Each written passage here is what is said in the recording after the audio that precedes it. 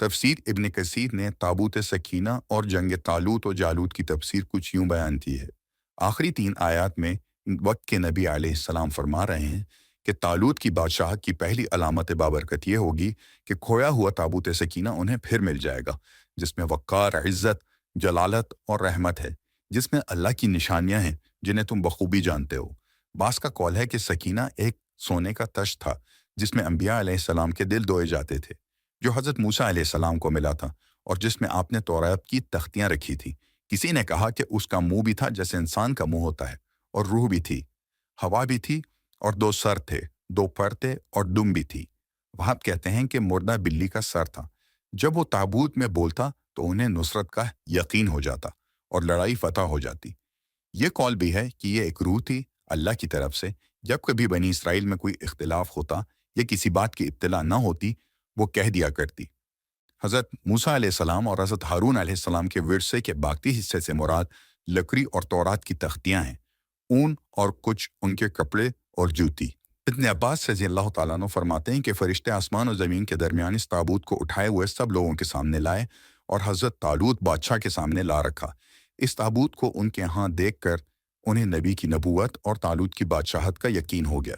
یہ بھی کہا گیا ہے کہ یہ گائے کے اوپر لایا گیا۔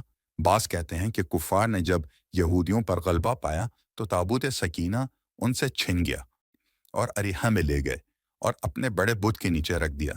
جب اللہ کو اسے واپس بنی اسرائیل تک پہنچانا تھا، تب وہ کفار صبح جب بت خانے میں گئے تو دیکھا بت نیچے ہے اور تابوت اوپر۔ انہوں نے پھر بت کو اوپر کر دیا، لیکن دوسری صبح دیکھا پھر وہی معاملہ ہوا، انہوں نے پھر بت کو اوپر کر دیا۔ صبح جب گئے تو دیکھا کہ بت ایک طرف ٹوٹا پڑا ہے، تو یقین ہو گیا کہ یہ قدرت کے کرشمے ہیں۔ چنانچہ انہوں نے تابوت کو یہاں سے لے جا کر کسی چھوٹی سی بستی میں رکھ دیا۔ وہاں ایک وبائی بیماری پھیلی۔ آخر بنی اسرائیل کی ایک عورت نے جو وہاں قید تھی انہیں کہا کہ اسے واپس بنی اسرائیل کو پہنچا دو تو تمہیں اس سے نجات ملے گی۔ ان لوگوں نے 2 گایوں پر اس تابوت کو رکھ کر بنی اسرائیل کے شہر کی طرف بھیجا۔ شہر کے قریب پہنچ کر گائے تو رسیاں توڑوا کر بھاگ دیں اور تابوت وہیں رہا جسے بنی اسرائیل لے آئے۔ بعض کہتے ہیں کہ 2 نوجوان اسے پہنچا گئے، واللہ عالم۔ اگلی آیت کی تفسیر میں امام ابن کثیر فرماتے ہیں جب ان لوگوں نے طالوت کی بادشاہت تسلیم کر لی اور وہ انہیں لے کر جہاد کو چلے، حضرت سعدی کے قول کے مطابق ان کی تعداد 80,000 تھی۔ راستے میں طالوت نے کہا کہ اللہ تعالیٰ تمہیں ایک نہر کے ساتھ آزمانے والا ہے۔ حضرت ابن عباس رضی اللہ تعالیٰ عنہ کے قول کے مطابق یہ نہر اردن اور فلسطین کے درمیان تھی۔ اس کا نام نہر الشریعہ تھا۔ طالوت نے انہیں ہوشیار کر دیا تھا کہ اس نہر کا پانی کوئی نہ پیے، اگر پی لے گا تو میرے ساتھ نہ چلے۔ ایک آدھ گھونٹ اگر کسی نے پی لیا تو کوئی حرج نہیں، لیکن جب وہاں پہنچے پیاس کی شدت تھی، نہر پر جھک پڑے اور خوب پیٹ بھر کر پانی پی لیا۔ مگر کچھ لوگ ایسے پختہ ایمان والے تھے جنہوں نے نہ پیا، ایک چلو پی لیا۔ بقول حضرت ابن عباس رضی اللہ تعالیٰ عنہ کے ایک چلو پینے والوں کی تو پیاس بجھ گئی اور وہ جہاد میں شامل بھی رہے، لیکن پوری پیاس بجھانے والوں کی نہ تو پیاس بجھی اور نہ وہ قابل جہاد رہے۔ سعدی فرماتے ہیں 80,000 میں سے 74,000 نے پانی پی لیا اور صرف 4,000 آدمی حقیقی فرما بردار نکلے۔ حضرت براء بن عازب رضی اللہ تعالیٰ عنہ فرماتے ہیں کہ اصحاب محمد صلی اللہ علیہ وسلم اکثر فرمایا کرتے تھے کہ بدر کی لڑائی والے دن ہماری تعداد اتنی ہی تھی جتنی تعداد حضرت طالوت بادشاہ کے اس فرما بردار لشکر کی تھی جو آگ کے ساتھ نہر پار ہوا تھا، یعنی 313۔ یہاں سے پار ہوتے ہی نافرمانوں کے چھکے چھوٹ گئے اور نہایت بزدلانہ پن سے انہوں نے جہاد سے انکار کر دیا اور دشمنوں کی زیادتی نے ان کے حوصلے توڑ دیے۔ صاف جواب دے بیٹھے، آج تو ہم جالوت کے لشکر سے لڑنے کی طاقت اپنے میں نہیں پاتے۔ گو سرفروش مجاہد علماء کرام نے انہیں ہر طرح ہمت بندوائی۔ واعظ کہے، فرمایا تھے قلت و کثرت پر فتح موقوف نہیں، صبر اور نیک نیتی پر ضرور اللہ کی مدد ہوتی ہے۔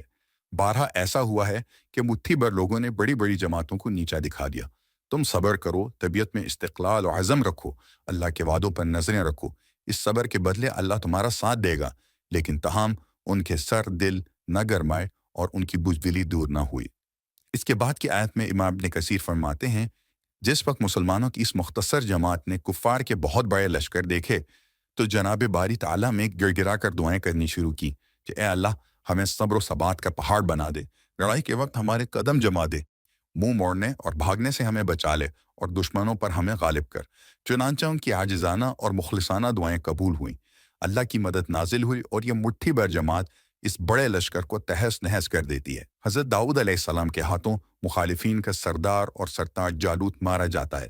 اسرائیلی روایتوں میں یہ بھی مروی ہے کہ حضرت طالوت نے ان سے وعدہ کیا تھا کہ اگر جالوت کو قتل کر دو گے تو میں اپنی بیٹی تمہارے نکاح میں دوں گا اور اپنا آدھا مال بھی تمہیں دوں گا اور حکومت میں بھی برابر شریک کر لوں گا۔ چنانچہ حضرت داؤد علیہ السلام نے پتھر کو فلاخن میں رکھ کر جالوت پر چلایا اور اسی سے وہ مارا گیا۔ حضرت طالوت نے اپنا وعدہ پورا کیا۔ بالآخر سلطنت کے مستقل سلطان آپ ہی ہو گئے اور پروردگار عالم کی طرف سے نبوت جیسی زبردست نعمت عطا ہوئی۔ حضرت شمویل کے بعد یہ پیغمبر بھی بنے اور بادشاہ بھی۔ یہاں اس آیت میں حکمت سے مراد نبوت ہے اور بہت سے مخصوص علم بھی جو اللہ عز و جل نے چاہے اپنے نبی کو سکھائے۔ پھر ارشاد باری تعالیٰ ہوتا ہے کہ اگر اللہ یوں پست لوگوں کی پستی نہ بدلتا جس طرح بنی اسرائیل کو طالوت جیسے مدبر بادشاہ اور داؤد جیسے دلیر سپہ سالار عطا فرما کر حکومت تبدیل نہ کرتا تو لوگ ہلاک ہو جاتے۔ جیسے اور جگہ فرمایا اگر ایک دوسرے کا دفیہ نہ ہوتا، عبادت خانے اور وہ مسجدیں جن میں اللہ تبارک و تعالیٰ کا نام بکثرت ذکر کیا جاتا ہے توڑ دی جائیں۔